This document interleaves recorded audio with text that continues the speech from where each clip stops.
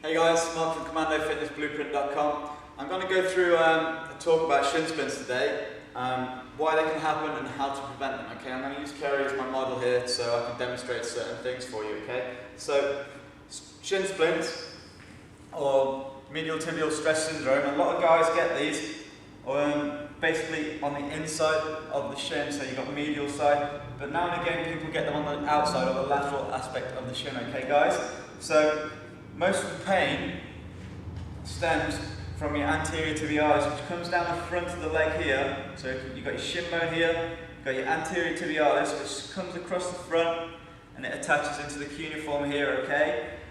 On the outside of the leg, we've got the perineals. Perineals come down the outside, run down under the foot, and they attach into the cuneiform as well, guys.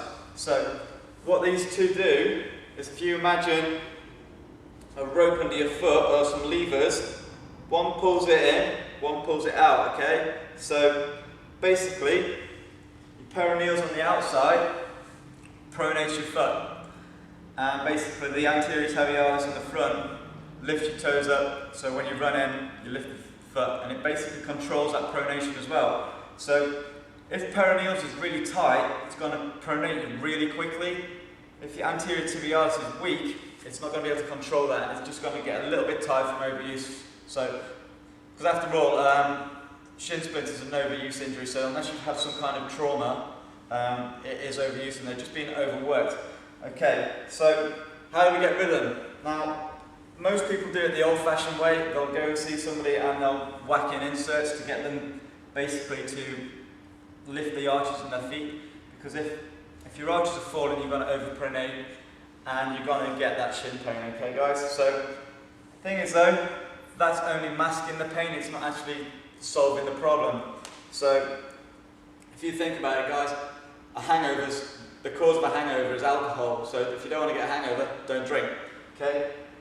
Sticking insoles or orthotics isn't going to get rid of the pain, it's just going to mask the pain, okay? So, first thing we really should do is trace up back through the connected chain of the body and come back to the hips, okay? So I'm going to get Kerry to turn and face that way for me. So what we're looking for, guys, is that our hips are level to start. If we've got an anterior pelvic tilt, it's going to cause problems up and down, okay? So what I'm going to do, you've got the hip bone at the front, so you've got the ASIS at the front, and then you've got the PSIS at the rear. These bones, in a normal person, should be level. Ladies, it's about 1 centimetre higher, okay, at the rear. If you've got a tilt forwards, that basically, turn back to the front, Kerry. If the pelvis is tipped forwards, basically, we're going to have tight hip flexors here. Tight hip flexors is going to pull, but it's going to switch the glutes off, which is going to allow that to tilt as well, but it's also going to internally rotate the thigh. Okay, because generally we've got tight hip flexors, we also end up with tight TFL. So if you've got pain down here, guys, and your IT band, your TFL is obviously stretching that, basically, and that's going to cause internal rotation. If I rotate Kerry's leg in, and then I press on the perineals, you see how she's squeaming? If I turn it back out, and press the same, there's nowhere near. So if I just turn it back in, you see the difference? So, like I say, if you can't understand what I'm doing there, guys, get somebody to just rotate your thigh in and then get them to press down the outside in. Basically, like I say, that internal rotation is going to put a lot of stress on here, which is going to tighten up the muscle down here as well. So the first thing I would do, guys, is address this hip imbalance, and that'll do a lot of stretching and foam rolling. So we're going to go through the exact protocol I use to get rid of shin splints in the gym here. Okay, Kerry, if you come over. So guys, get yourself a foam roller, and what you want to start with is the hip flexors. Work on the hip flexors and the quads, because basically if we work on that, everything else will start to undo itself. Because remember, this pain in the perineals is getting caused by a tight TFL, a tight IT band, which is being caused by an anterior pelvic tilt. So start where the pain originates from, and everything else will undo itself on the way. So we're going to do the quads and the hip flexors. For this, guys, lie yourself on the floor, get yourself into good posture, Then the leg that you're going to roll, keep the foot off the floor, and you're going to use the opposite leg in your arms to roll forwards and backwards, okay? So you're going to go all the way to the hip, all the way to just above the knee. What you're going to do, guys, is when you find an area of pain, you're just going to hold that position. Okay, so as Kerry found a knot in her hip. So basically, she's going to hold it there, and let that pain go down, guys. You want to let it come down to about 50% of its original pain. Once it subsides, you can carry on rolling, looking for some more pain.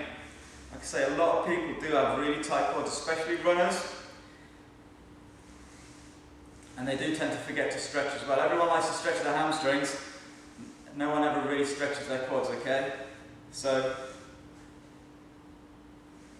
once we've done our quads and our hip flex, we're going to move on to our IT band, guys. So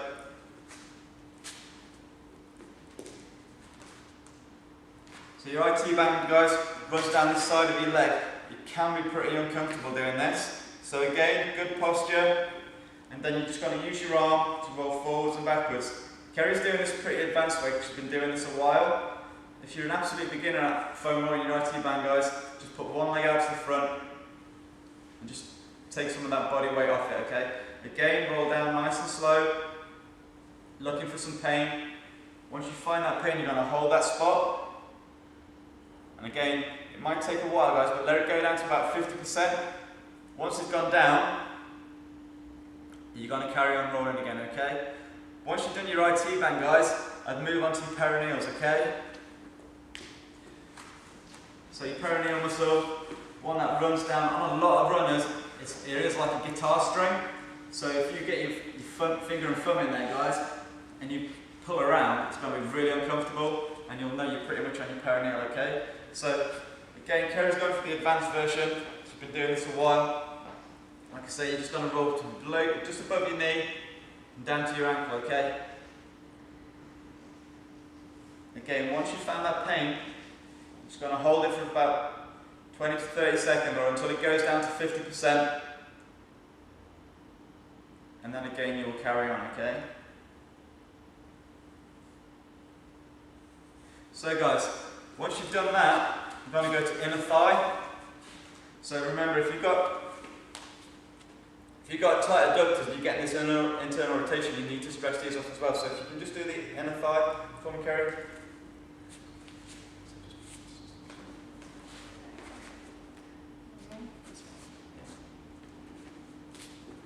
So this is quite awkward to get into, guys. Basically, you're going to have the foam roller forwards, you're going to pop it down on the inner thigh, get yourself in good posture, the opposite leg comes away, and you're just going to sort of turn your thigh out. So you're going to turn your thigh out so you can work on the inside, and again, look for some pain. Once you do, just hold it there for 50 seconds. This one's probably the hardest one to get used to, guys. Like I say, make sure you turn your thigh out a little bit more. Careful when you're up around the hips because it's very tender up there. Again, once you find that pain, you're just going to hold, okay? So once you've done all your foam rolling, guys, jump yourself up, Kerry. You're going to go into some stretching.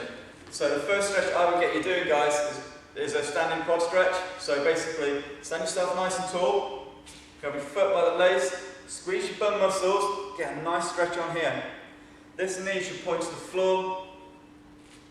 You're going to hold that for about 30 seconds, guys. If you're feeling this in your back, if you've got an anterior tilt and you pull your leg forward, it's going to rotate your spine more. So squeeze your bum, squeeze your abs, and that'll keep your spine in neutral, and it'll keep that pain away. Once you've held that for 30 seconds, you'll go on to the other side. After you've done the other side, you're going to drop down onto the knee. Okay, so you're going to stay nice and tall, squeeze your bum muscles again. So we've got right knee on the floor here, left leg forward in a nice straight line, guys. Putting a stretch on this right hip flexor. Arm's going to go to the sky, and then Kerry's just going to lean away, and that's going to increase the stretch all here, guys.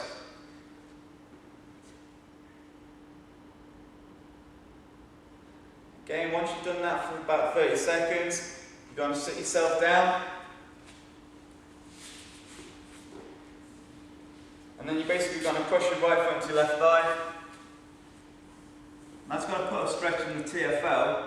but it's not. What we're looking to stretch here, guys, is basically perineals. What she's going to do there is grab the foot and she's going to pull it towards her. That's going to put a stretch on the perineals, okay?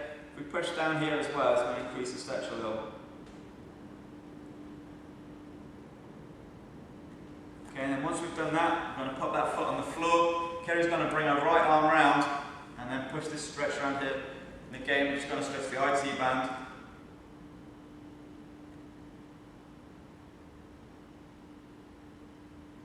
Okay, and relax there, Kerry.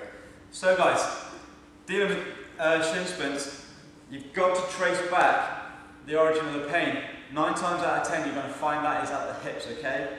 Most people overpronate because they've got faulty glute firing and they've got tight hip flexors, okay? So sort your hip flexors out. Remember, just stand up again, Kerry.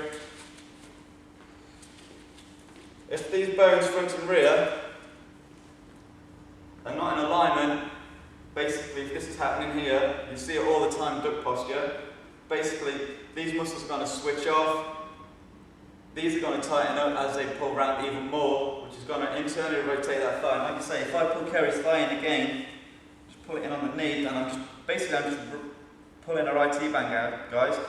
I don't know if you can see it, but if you watch here, you can see this line here, you can see her leg moving in. That's going to, Kerry's fighting there to not let her leg pronate too much, okay? If I get her to relax that foot and I pull it in, you can see, not only is it moving here, and it's tightening that leg up, but it's forcing her to actually get flat-footed. And again, that tight perineals is going to pull that foot down really quickly.